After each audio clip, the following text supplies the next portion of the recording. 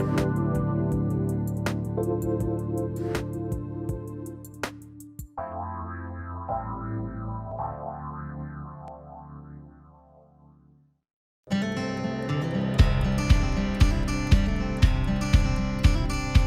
a world that can be challenging, and at times unpredictable, it's hard to find moments to focus on what you need. Join Stephanie James on The Spark as she guides you to use your inner flame to ignite your best life. As a best-selling author, psychotherapist, transformational life coach, and international show host, Stephanie is dedicated to helping you create a life that takes you, your goals, and your passions to the next level, so you can live a life that is fully lit up and fully alive.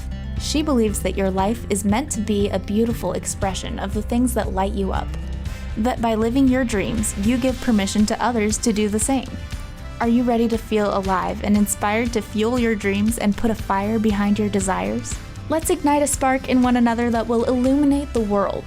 The Spark, with your host Stephanie James, starts now. So I am so excited to be here with you tonight. Welcome to The Spark. I'm your host, Stephanie James. We have a special show tonight with Joanne DiMaggio. And Joanne has been actively involved with the Edgar Casey Association for Research and Enlightenment since 1987. She's been the coordinator for ARE Charlottesville since August of 2008. She earned a master's in transpersonal studies degree and her spiritual mentor certification through Atlantic University. So she gives talks on the subjects of past life and life between lives exploration and soul writing to audiences across the country. She's an author of 6 books, and I'm so thrilled to have you, Joanne, with us tonight. Thank you so much. I've been looking forward to this. I have as well. So I'm really interested when I was reading about that you do this, past life and life between life. Tell me about how you got interested in that and just your history about how you came to do what you do. Well, let's see, it started back in 1987 when Shirley MacLaine's book, Out on a Limb, became a miniseries. And I tell people, I think that was the big wake-up call for a lot of sleeping metaphysicians, myself included. I had been looking into reincarnation when I was a teenager. I was reading about Edgar Casey, about books by Jess Stern and Ruth Montgomery, people like that. My first reincarnation book was The Search for Bridie Murphy. So as a teenager, that captured my attention. But I didn't do anything with it, sort of fell asleep, got married, had a family. And then in 1987, when Shirley's miniseries came out and she's talking all about reincarnation, then suddenly it was like, oh yeah, I remember. This was something I really, really wanted to look into. So that same year, I joined the Edgar Casey's Association for Research and Enlightenment, the ARE, because I wanted to be with like-minded people. I founded my own past life research organization eventually within a few years of that, and got my certification to do hypnotherapy a few years later. I originally did not want to do the therapy end of it. I just saw myself as a reporter for the universe. So I wanted to research this, to learn about people's experiences, and then write about them and get them out to a big audience. But as I was meeting so many other past life authorities, people on the leading edge of that study, they would say to me, you know more about reincarnation than 98% of the therapists that are out there. Why aren't you doing it? And I gave them my little, reporter for the universe speech. And eventually, though, they wore me down, and I decided I would get my hypnotherapy certification. Then I got my master's degree and have been doing that work ever since. Well, and it's curious to me, had you been aware of your own past life experiences? Is that part of what got you interested in that? I had some clues growing up, but I didn't recognize them as that. I had always had an interest in 18th century American history. It was like my favorite time period. I couldn't get enough of it. I'd go to the library when I was a youngster, and I would take out books about Abigail Adams and Dolly Madison. And I liked to wear my hair in ringlets. I would write with a quill pen dip it in the ink. I'd have candles on, listening to Baroque music. I was really a strange child. And then when I got into college, I majored in American history, and I had a professor say, you have the most uncanny feel for the 18th century of anybody that I've taught. And I thought, I do. I wonder where this is coming from.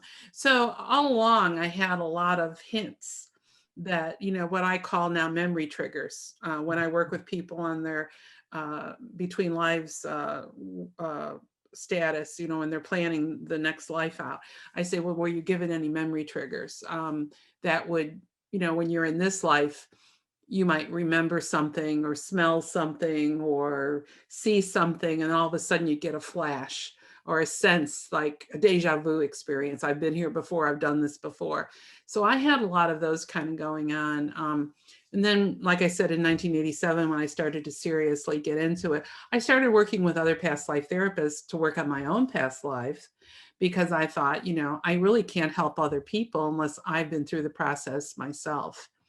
And so I did work extensively on one particular past life that happened to be in the 18th century here in Virginia. So I moved from Chicago to Virginia chasing this past life. So I know firsthand what it's like to have that very strong emotional draw to another time period and another place. Yeah, I mean, I feel like it's so fascinating, because I feel like most of us have had that experience of deja vu. And I'll share with you really quickly that, it wasn't until my daughter, who's 32 now, when she was 4 years old, I had my very first concrete, if you will, experience of that kind of past life thing. Mm-hmm. And what happened is that I was actually in the bathtub. I had a portaphone, and I was talking to my mom, who let me know that my 46-year-old aunt, who had had breast cancer, when they had done the exploratory surgery, cancer all over, they were giving her 2 to 3 weeks to live.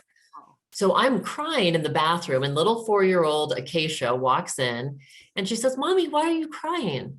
And I said, "Oh, honey, Mommy just doesn't want anyone to die." And she just looks at me and she says, "Mommy, we never die." And then I said, "Oh, I guess you mean like we go to heaven." And we didn't talk about heaven, or we didn't go to church, talk about God. She goes, "No, Mom, there is no heaven." She said, "When I was a light in the sky with God before I came here," then she says the biggest thing, she says, "Do you remember your other mother, Dorothy?" And my other mother, Dorothy, was my grandmother, Dorothy, who died when she was, when I was 13 years old. Oh. And so my grandfather had remarried the next year. My daughter only knew my grandpa's new wife, which was Grandma Seal. Yeah. And so we didn't talk about Dorothy. We didn't have pictures of Dorothy, but that's how she phrased it. "Do you remember your other mother, Dorothy?" And I said, "Yeah." And she said, "Well, her light was in the sky with God and I, and then God put her light in me, and then I got to come down and be your daughter." Oh my goodness. What a beautiful story. I mean, it Oh, was my first experience of like, wow. I mean, there was no way, right? There was just no way. And I called my mother, who was her mom, and we all just cried a lot. And also, it was phenomenal. I mean, it was really phenomenal that she was there to give that message. So I think, we can hear people go, "Oh, past lives, but obviously there's something to it." yes, absolutely. Yeah. And what did you learn from Edgar Casey about it? Well, I had studied the Cayce readings on reincarnation, and it just seemed like it made just a lot of sense to me. Especially when he started doing life readings on people. He gave 14,000 readings in his lifetime, but 12,000 of those were health readings. So people would come to him with a chronic condition that they weren't getting any satisfaction from traditional medical practices. And so they came to the man of miracles, as they referred to him, and he would give them a remedy, which was way ahead of his time, our time, really. I mean, we're just catching up with it now. And the Cayce remedies are still out there. in 2,000 of those 14,000 readings, though, he started to talk about people's past lives.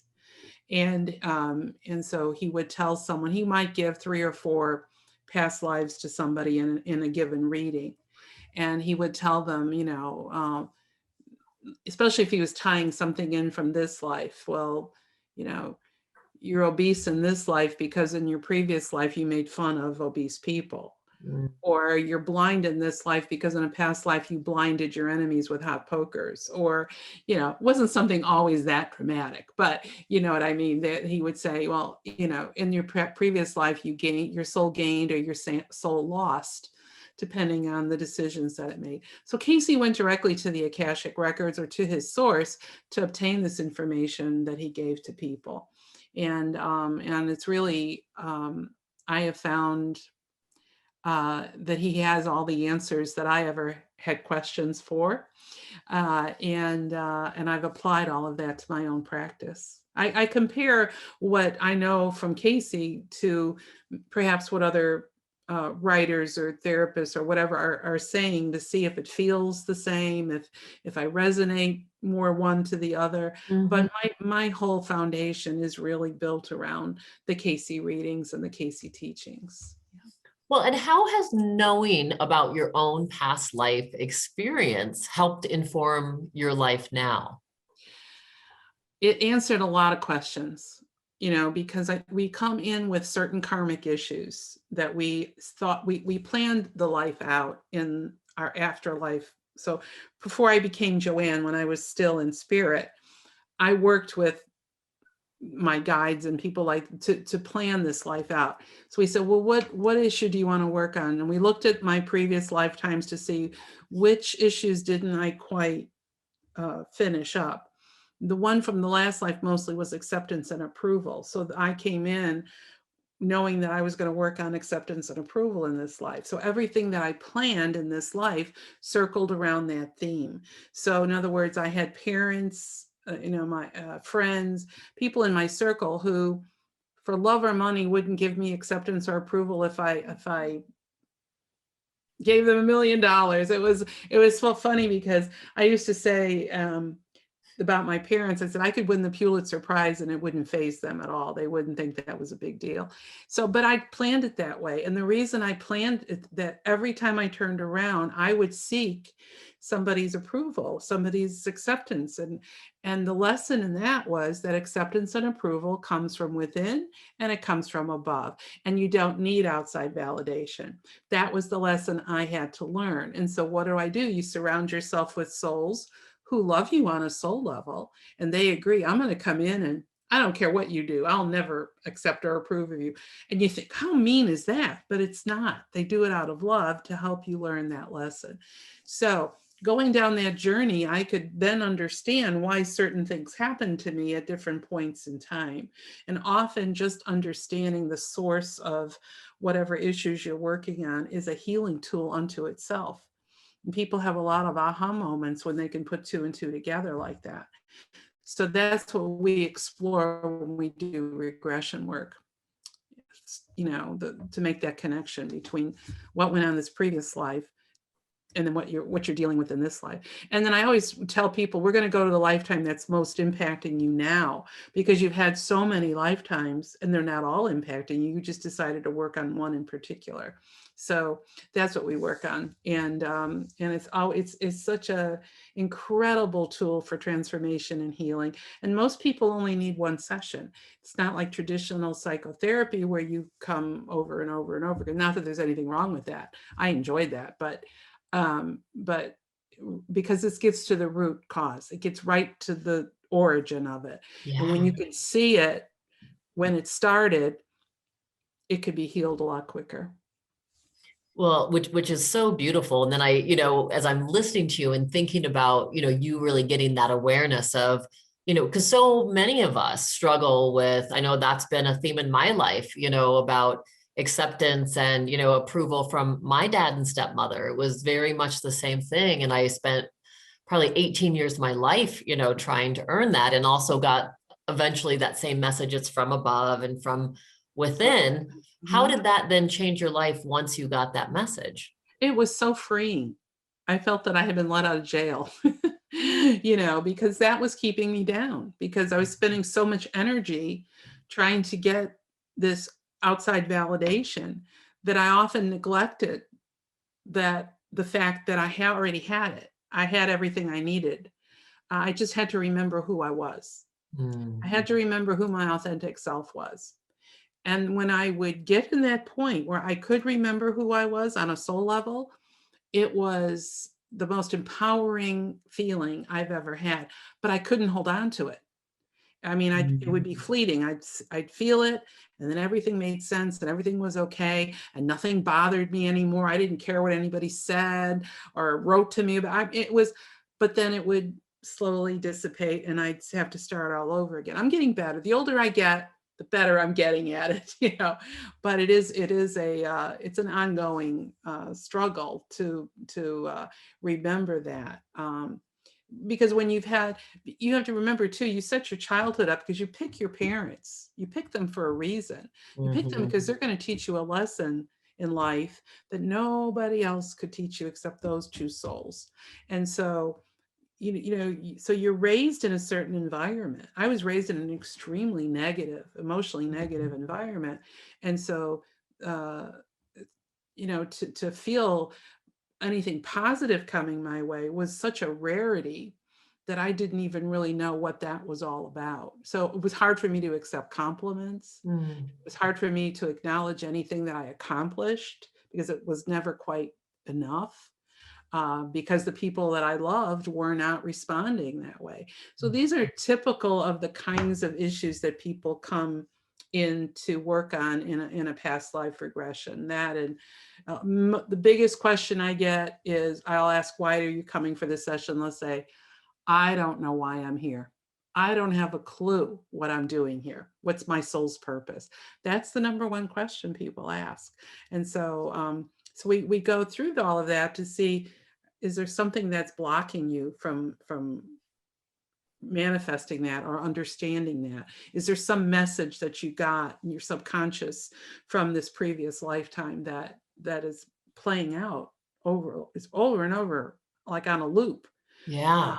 So we work Yes. toward revealing it and then healing it.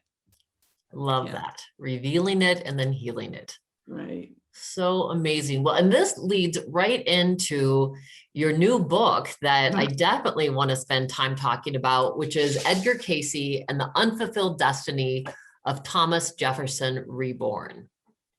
Yes, that's And my first biography. Yeah. yeah, so I mean, it's really interesting. I mean, I can understand because you're, have worked with the Cayce files and, sounds like this has been something that's really, a focus in your life.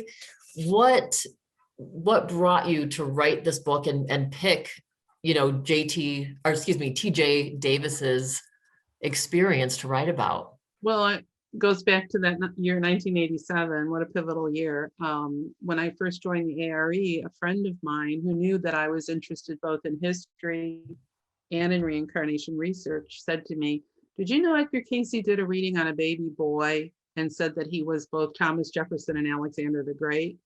And I thought, whoa, wait, so then she gave me his reading number, which is 1208. Those of your listeners who are ARE members can go into the Cayce files, into the readings, and look him up and read his reading. So Mr. Casey said that his soul could do for the world what Jefferson did for this country.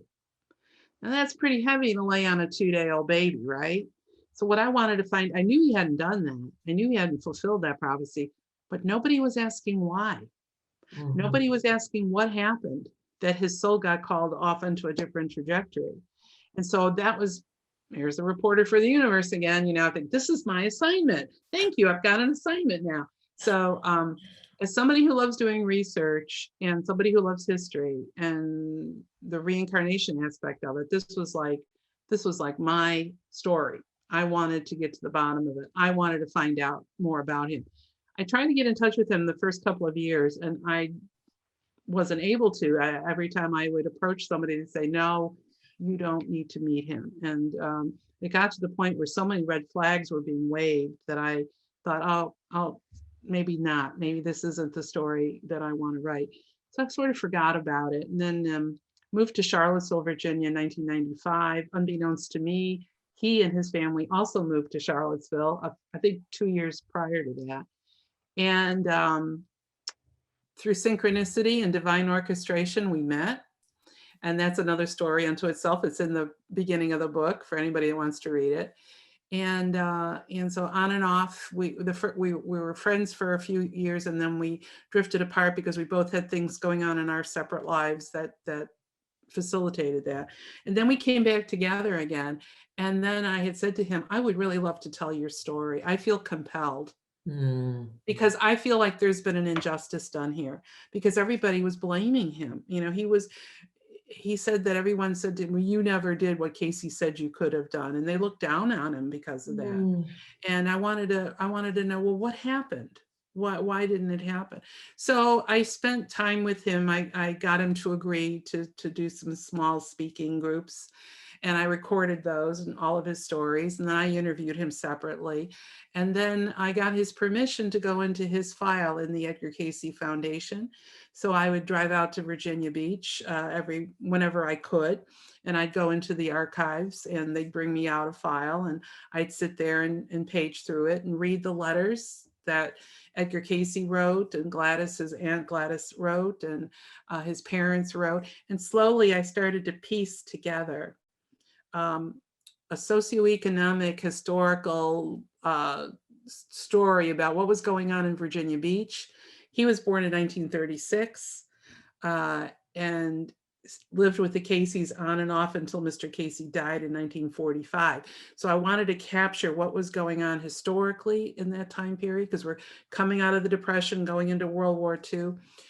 What were his parents like? They both had alcohol and gambling problems. How did he end up with Gladys? How did he then end up with the Caseys? And then what was his life like with Edgar Casey? And what did that reading really mean? So the book is all about those years with Mr. Casey. And then the second part is his memories looking back on what it was like to grow up in that house. What was the most striking to you of his young life? You know, here he's separated from his parents. Like, what was that like for him? Or what did you find out? Well, you know, it was interesting because he said he actually he didn't plan on being with his parents. When he said that when he was still in spirit, he was looking down and he goes, I've got to get to Mr. Casey somehow, because they had been in many, many lifetimes together. TJ was part of that soul group, that soul family that Cayce and Gladys were part of. And so they had been together in ancient Egypt and Atlantis and all these lifetimes. And he said, I've got to get to him. But by the time he looked in on him, Mr. Casey was too old and he wasn't having any children. He couldn't come in through Gladys because she wasn't married or having children. So his soul decided, I'm going to come in through Gladys's brother, Boyd, and his wife, Berlin. They won't want me because they've got this alcohol and gambling problem. They're going to pawn me off to Gladys. And that's just fine, because I'm from Gladys, I can get to Mr. Casey. And that's exactly what happened. So he was always very happy whenever he was with Gladys or with the Caseys. And didn't really, I mean, sometimes years would go by and he wouldn't even see his parents. So he was where he was supposed to be, but he wasn't consistently there, because there were times when his mother would take him, or the family would move out of state or something like that. But the majority of his time was spent in the Casey household with Gladys and Mr. and Mrs. Casey. And so the timing of it was absolutely perfect, except for one thing, and that was that Mr. Casey promised him a second life reading when he turned 13. And unfortunately, Mr. Casey died before then, so he didn't get that. And once Mr. Casey died, TJ's life just completely fell apart. So, you know, the book is really about the twists and turns of the way free will acts on our soul's journey, and how things can change. You could have the most lofty past life. Doesn't necessarily mean you're going to repeat that.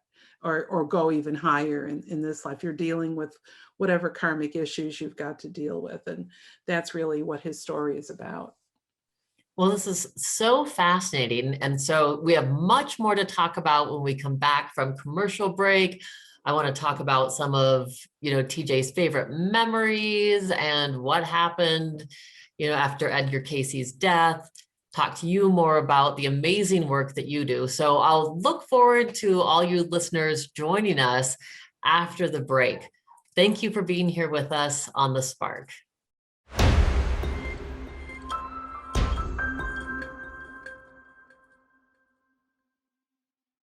So welcome back to The Spark.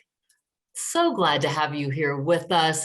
Just wanted to let you know, if you want information on new events that I am in, whether it's retreats, speaking engagements, online seminars that you can be part of, go to stephaniejames.world. So that's www.stephaniejames.world, and see the offerings that we have there for you. Sign up, and for free, there are visualizations on there. I'd be happy to connect with you and do a 20-minute free exploration call and really just help you to ignite your best life.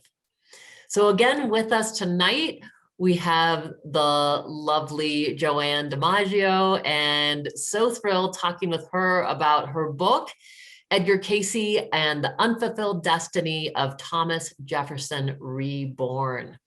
So we've been exploring, the life of this T.J. Davis, who was very young when he met Edgar Casey and lived off and on with the Casey family. Was it until he was 8.5.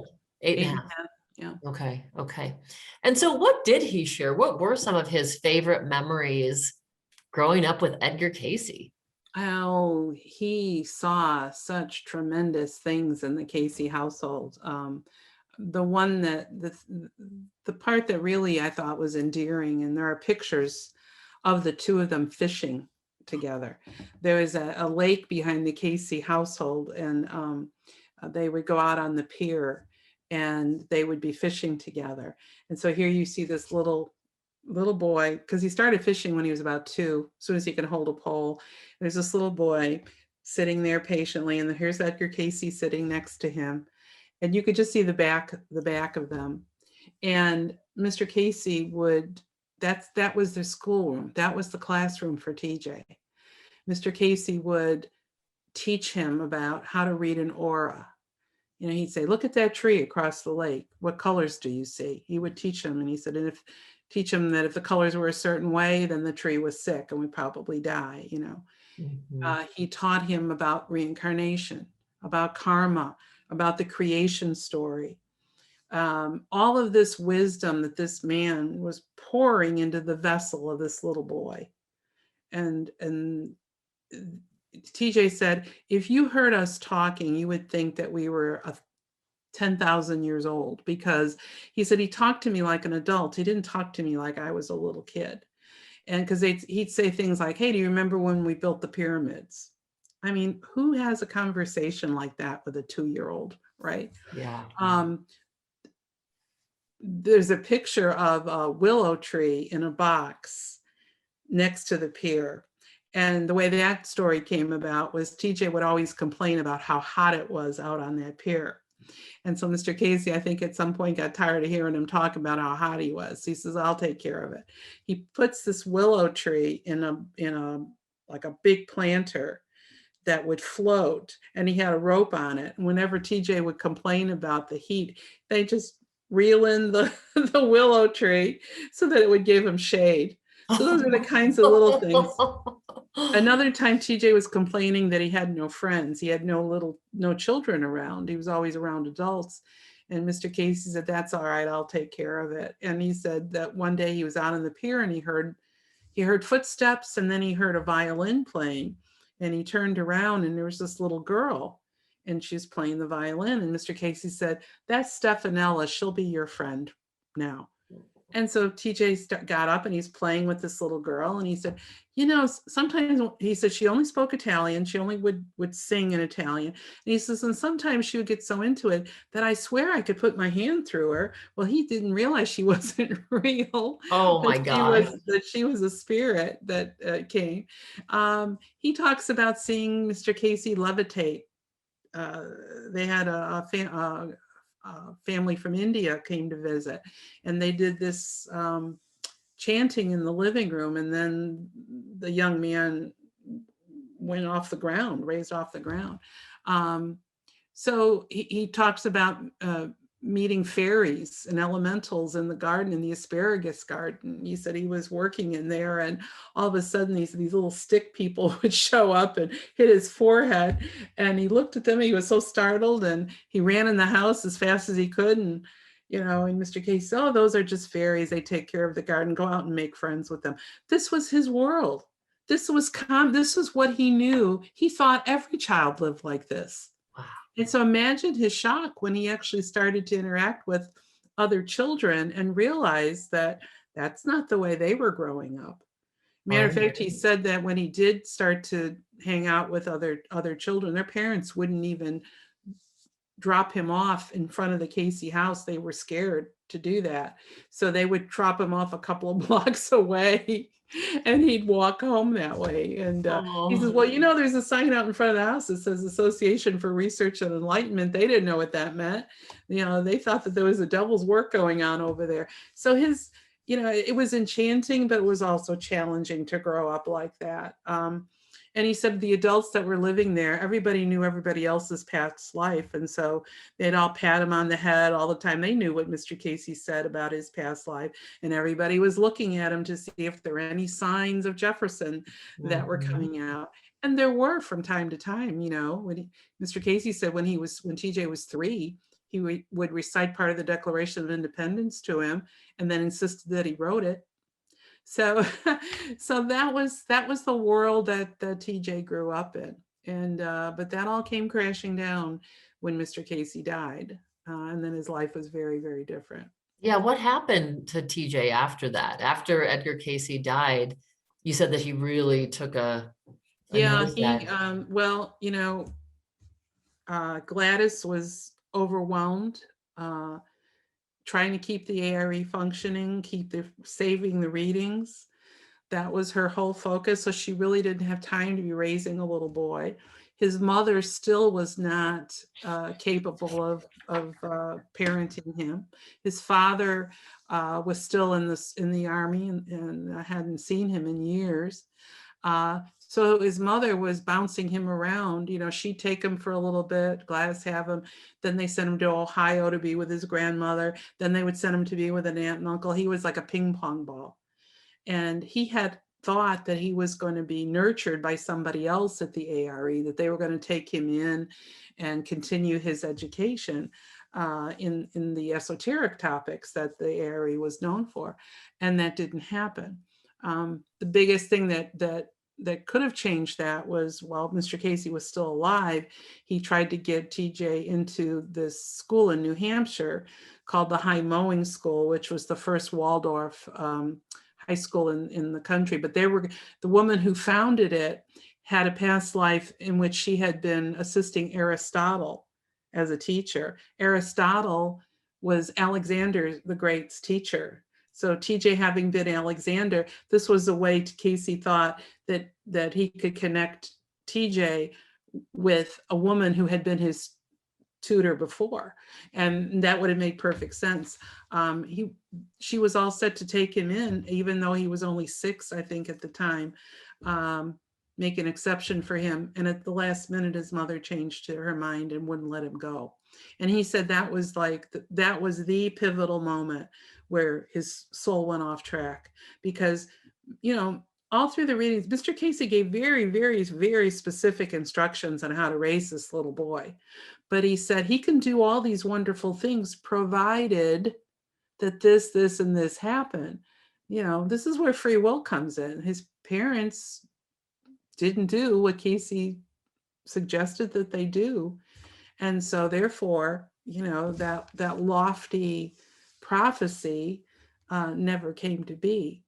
In the terms of the people that have interpreted it as being, I think people think it's more about Thomas Jefferson and some sort of political global initiative. And I have come to understand that that's not what it was about at all. I really think that when he said he could do for the world what Jefferson did for this country, I think he was talking about carrying on Casey's work.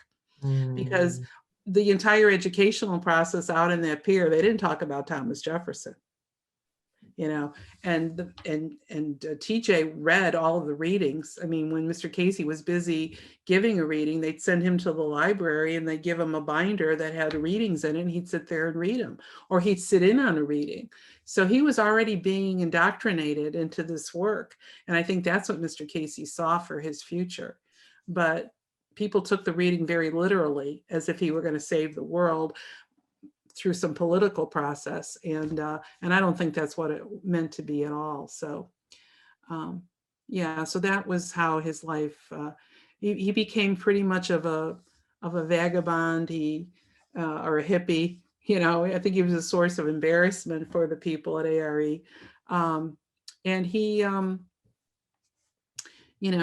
kind of just never had any direction. He didn't have any career choices that would have given him any satisfaction, because he thought he was going to be doing the Cayce work. So then he entered the Marine Corps for a couple of years and traveled around Europe, retracing the steps that Alexander had taken when he was conquering the world. And, he came back, got married, had some children, and, sort of didn't talk about any of this. Didn't talk about it for years and years and years. It wasn't until I convinced him to do these small conversations with ARE people that he finally started to discuss it. Yeah. Well, and how does he seem now? How is his well-being? How is his life now as an adult? He's 85. He'll be 85 in June. He still lives here in Charlottesville. I just saw him on Saturday. When he talks about Edgar Casey, he's as sharp as a button. I'll tell you, he knows exactly, remembers things crystal clear. And his stories, he has an ability that people are mesmerized by him. And I think part of it is the Jefferson mystique. It's like, oh, he was Thomas Jefferson. Let's listen to what he has to say, which works in his favor in terms of the Cayce work. He doesn't talk about being Thomas Jefferson or Alexander or any of the people that he was in a previous life, because to him, that's not important. He's humble in that way. To him, what's important is what he learned from Edgar Casey. He said to me once, he said, Joanne, all of humanity's answers are contained in the readings. If only people would know that and would go to them, what a different world we would have. And so I think that's what he was intended to do. I'm hoping that even though now we're in the later stages of his life, that we could still do that. I hope that the book and my convincing him to come and talk a little bit about it. He lives like a recluse up on this mountain, which ironically is right across from the mountain that Jefferson's home is on. He can go to the top of his property with binoculars and look at his old house, But he doesn't have Wi-Fi. He doesn't have a computer. He doesn't have a car. So he's really, not very easily transported, or he can't Zoom or anything like that. So, but still, I think that having him with us is a treasure. And I'm really glad that the book was published while he's still on the earth, and could see now that his story is finally out there, and people could see him through different eyes now. Well, that's beautiful. And it sounds like you have honored him so much in this book. And, what a treasure, what a wonderful gift that you brought to the world through sharing his story in his own words. Yeah, well, I feel like I made him a promise when we were both in our pre-life planning stages that I would write this book. And so even though it was a exercise in frustration at times, And I would, like I said, I'd put it away for long periods and then bring it back out again. Something inside me compelled me to continue with it. I felt this was really important. I felt like Edgar Casey and Gladys were on either side of me, kind of cheering me on. And then I realized, they had put all this information in those files. And I don't think anybody had looked at that until I did. So it was like in some way they thought, we'll put it in here, and 70 years from now, the universe will send their cub reporter and she'll start digging and doing all this research, and then she'll write the story. So I feel like I fulfilled that, and that makes me very, very proud. Absolutely. So Joanne, for you, I'm curious, what's ahead now? What's, your passion and what's percolating in your life? Well, you know what? This is so funny because I tell people, I tell my family too, I have so many books in my head, and they're all like circling like planes at O'Hare Airport. They want to come in for a landing, right? But, it's writing a book is, they say with writers, just open a vein, because it's not an easy thing to do. But the book I'm working on now is a book about the Beatles and looking into whether they planted the seed of spirituality in my generation that didn't sprout until 20, 30, 40 years later. So I was president of a Beatles fan club when I was a teenager, a little known fact. And just shows you how old I am. And I kept all of my newsletters that I had over 8 years of being president of this fan club. And I have I had a lot of people from all over the country. A lot of kids were writing in, and I was printing their letters. I'm in the process of going through all those newsletters right now to see if there is a hint about switching our thinking. Because when George Harrison started to work with the Maharishi and looking into Eastern philosophies, and that was reflected in his music, how did that affect my generation?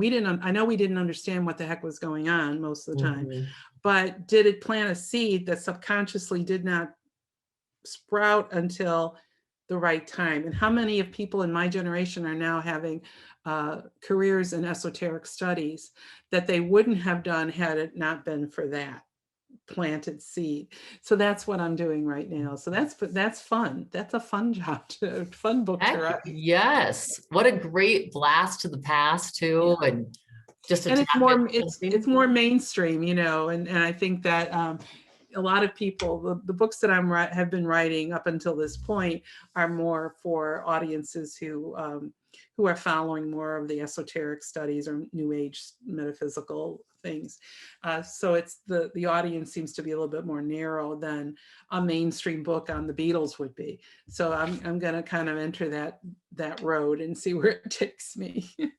I think that sounds exciting and wonderful. I can't wait to read it. I definitely went through a phase in college where I was obsessed with the Beatles and reading everything about them and listening to all their albums. And so I think, fascinating, because they did have such a huge impact, not only on your generation, but the generations to come. Oh, absolutely. Yes, absolutely. So I think, that is going to be fascinating.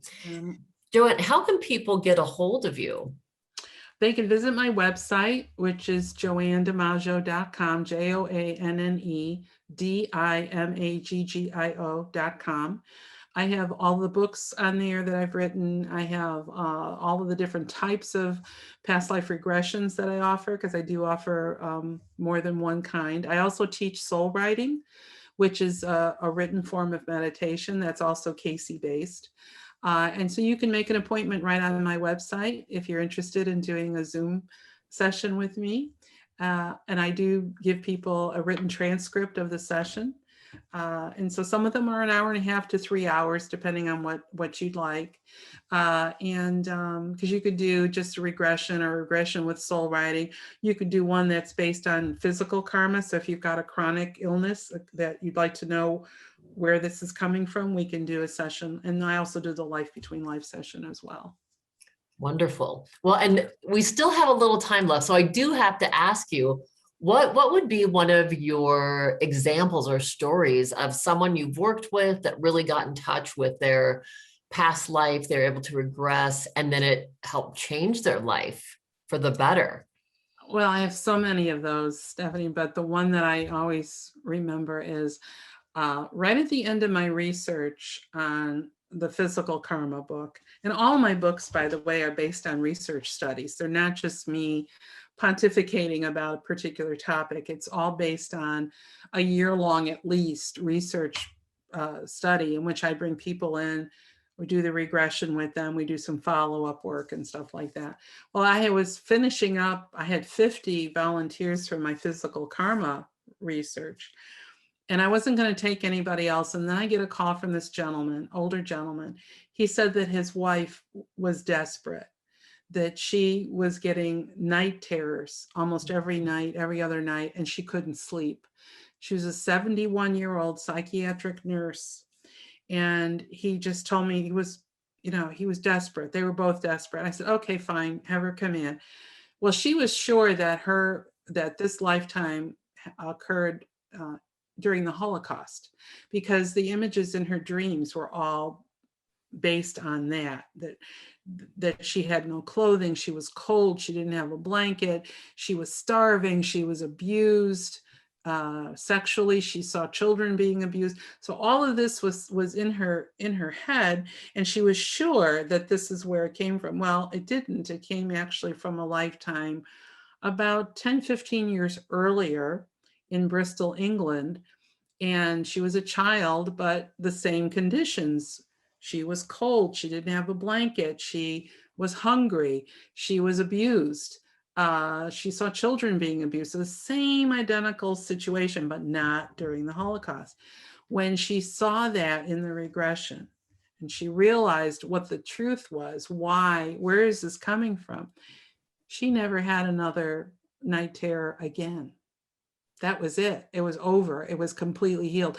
I had about 30-something% of the people in that study had spontaneous healings, because they went to the root cause. They saw where it was coming from. They could heal it. That was it.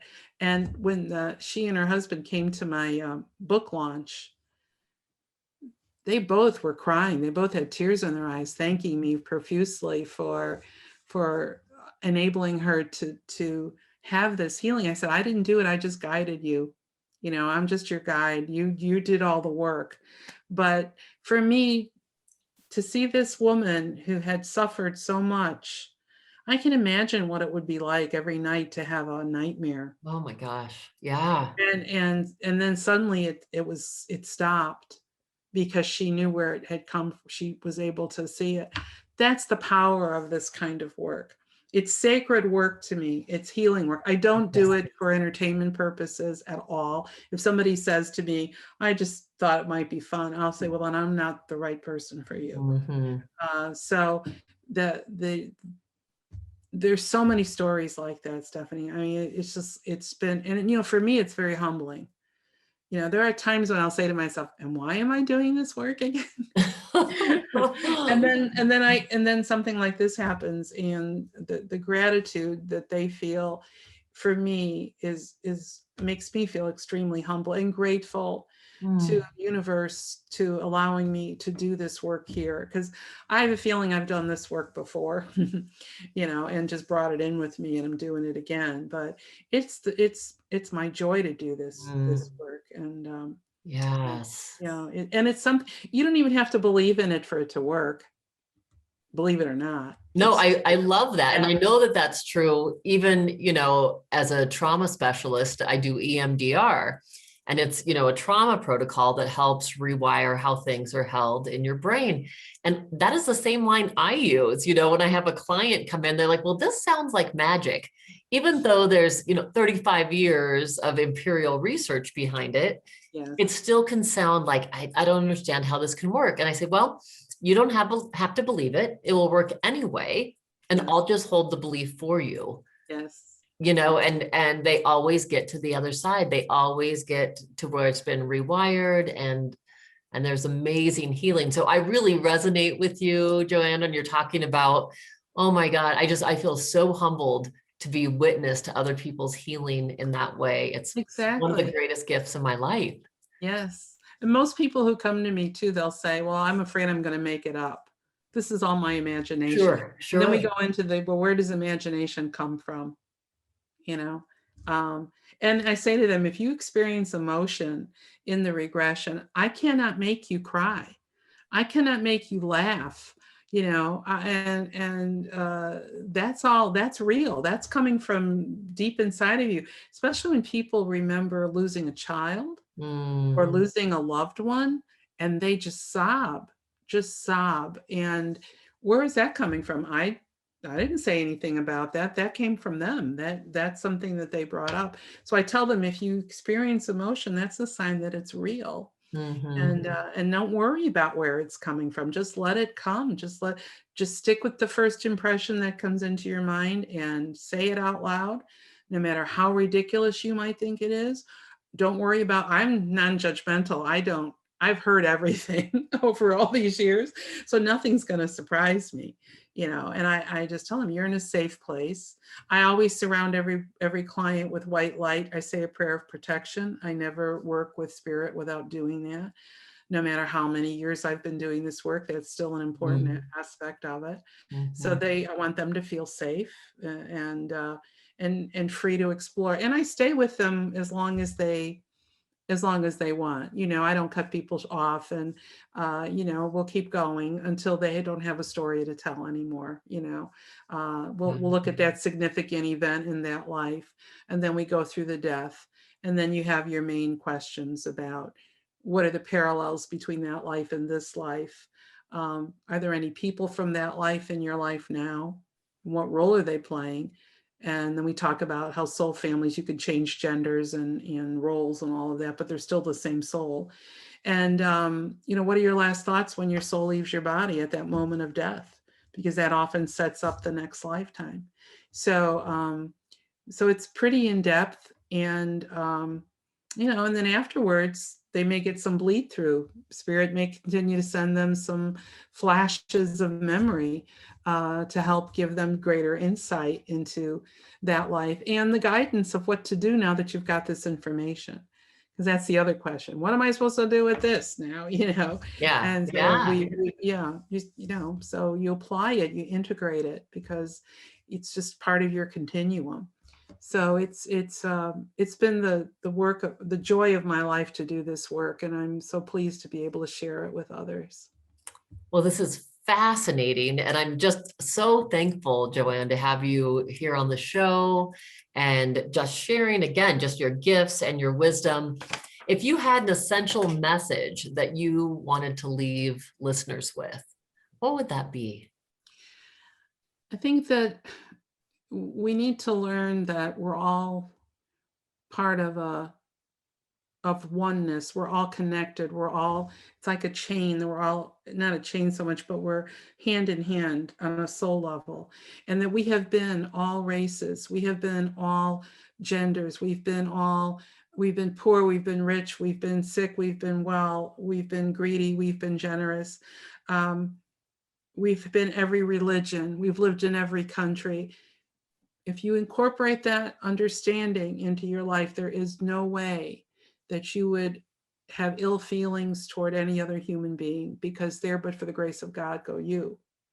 So remember that we're all part of the same source. We were all created at the same time, and we're all going back to the same home. So let's help each other do it together by lifting up a soul that's not only near and dear to you, but someone perhaps that you don't even know. And just remember where we all came from and how we're all connected. And then you'll have a whole different perspective on this world. So beautiful. Thank you so much, Joanne. And again, how people can find you? On my website, JoanneDiMaggio.com. Wonderful.